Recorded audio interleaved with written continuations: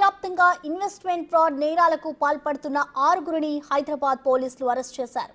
ఈ ముఠాపై దేశవ్యాప్తంగా 600, తెలంగాణలో 90కి పైగా కేసులు ఉన్నట్లుగా పోలీసులు గుర్తించారు. 2 ముఠాలకు చెందిన మొత్తం 6 నిందితులను అరెస్ట్ చేసినట్లు వెల్లడించారు. ఆన్లైన్ మోసాల్లో భాగంగా ఇన్వెస్ట్మెంట్ పేరుతో ఈ ముఠా 10 కోట్లకు పైబడి మోసానికి పాల్పడినట్లుగా తెలుస్తోంది. వీరి బ్యాంకు ఖాతాల నుంచి సుమారు 3.12 కోట్ల నగదును పోలీసులు సీజ్ చేశారు.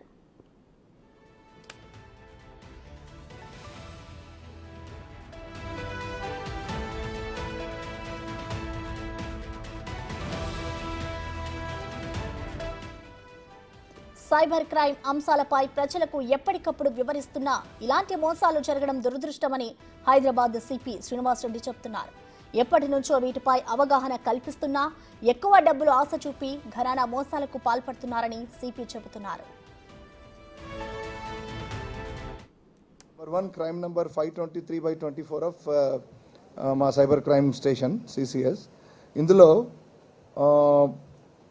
ఎప్పటిలాగానే ఈ ట్రేడింగ్ ఫ్రాడ్స్కి సంబంధించిన ఈ సైబర్ ఫ్రాడ్ ఇది. సో బెర్లిన్ అనే ఒక వ్యక్తి, బెర్లిన్ అనేది నగరం పేరు కానీ బట్ ఇతని వ్యక్తి పేరు ఇది. సో ఆబ్వియస్లీ ఈ మస్ట్ బి ఏ వెస్టర్నర్. దుబాయ్లో ఉంటాడు అతను. అక్కడ ఉండి ఆ ఎంక్వైరీ ఇంకా నడుస్తూ ఉంది. అక్కడ ఉండి ఈ ట్రేడింగ్ ఫ్రాడ్ చేస్తూ ఉంటాడు. అంటే జనాల్ని ఈ ఇన్వెస్ట్మెంట్ చేయమని, ప్రాఫిట్స్ ఇస్తామని చెప్తూ ల్యూర్ చేస్తూ అతను ఆ ట్రేడింగ్ ఫ్రాడ్ చేస్తూ ఉంటాడు. ఆ ఇన్వెస్ట్మెంట్ కోసమని ఆశతో, ఎక్కువ ప్రాఫిట్స్ వస్తాయని ఆశతో ఎప్పటిలాగే డబ్బులు పెట్టి ముందు కొంత ప్రాఫిట్లు ఇస్తారు, తర్వాత మోసం చేస్తారు. అయితే ఈ బెర్లిన్ అని దుబాయ్లో ఉన్న అతనికి సహాయకులుగా మన దేశానికి చెందిన వాళ్ళు, మన రాష్ట్రానికి చెందిన వాళ్ళు కాదు కానీ మన దేశానికి చెందిన వాళ్ళు, భూరారామ్ అని ఒక ఆయన అలియాస్ రాజుబాయ్. అతను కూడా దుబాయ్లోనే యుఏలోనే ఉంటున్నాడు. ఇంకొక అతను రామచంద్ర అలియాస్ గణేష్ రామ్ అని, ఇతను జోధ్పూర్ రాజస్థాన్లో ఉంటాడు.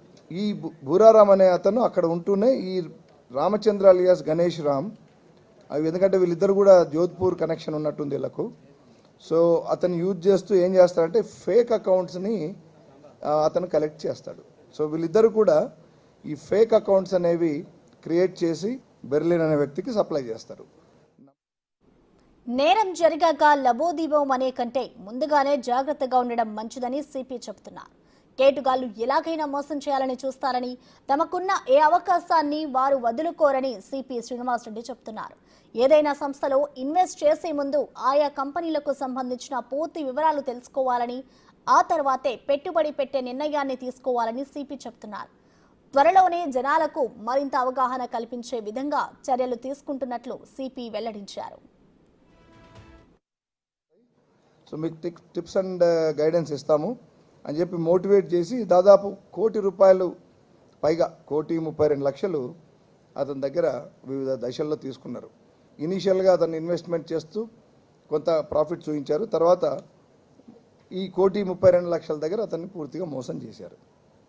సో ఇది ఈ ఇన్వెస్టిగేషన్లో భాగంగా మా టీం దర్యాప్తు చేపట్టినప్పుడు ఎల్ఓసి ఇష్యూ చేయడం జరిగింది. భూరారామ్ అలియాస్ రాజుబాయ్ అనేవాడు మన రాజస్థాన్ వాడు, దుబాయ్లో ఉంటున్నాడు కానీ ఇండియాకి వచ్చిపోతుంటున్న విషయం తెలిసి ఎల్ఓసి ఇష్యూ చేస్తే ఇతను తెలివి చూడండి, ఇతను బై ఫ్లైట్ రాలేదు, బై ల్యాండ్ ఇమిగ్రేషన్ ద్వారా నేపాల్ ద్వారా ఇండియా క్రాస్ చేయడం ప్రయత్నం చేశాడు. అంటే వాళ్ళకి తెలుసు ఎల్ఓసీలు ఇష్యూ చేస్తారు పోలీసులు, ఎందుకంటే అక్రాస్ ద కంట్రీ ఇతని మీద కేసులు ఉన్నాయి. దాదాపు 507 కేసులు ఉన్నాయి ఇప్పుడు ఈ గ్రూప్ మీద కంట్రీలో. అందులో తెలంగాణలోనే 67 కేసులు ఉన్నాయి. అంటే మిగతా కమిషన్ రేట్స్ తెలంగాణ మిగతా జిల్లాలు. సిటీలో 8 కేసులు ఉన్నాయి ఈ కేసుతో పాటుగా. సో వీళ్ళకి తెలుసు these are clever accused, clever people. కాబట్టి ల్యాండ్ ఇమిగ్రేషన్ ద్వారా వచ్చి చేయాలని ట్రై చేశారు. కానీ మా దర్యాప్తు అధికారుల చురుకుతనం వల్ల, చొరవ వల్ల, వాళ్ళ పక్కా సూపర్విజన్ వల్ల మనకు అక్కడ నేపాల్ ఆ బార్డర్లో కూడా ఎల్ఓసి మనం ఇచ్చినందుకు అక్కడ మనకు చెప్పంగానే పోయి తీసుకు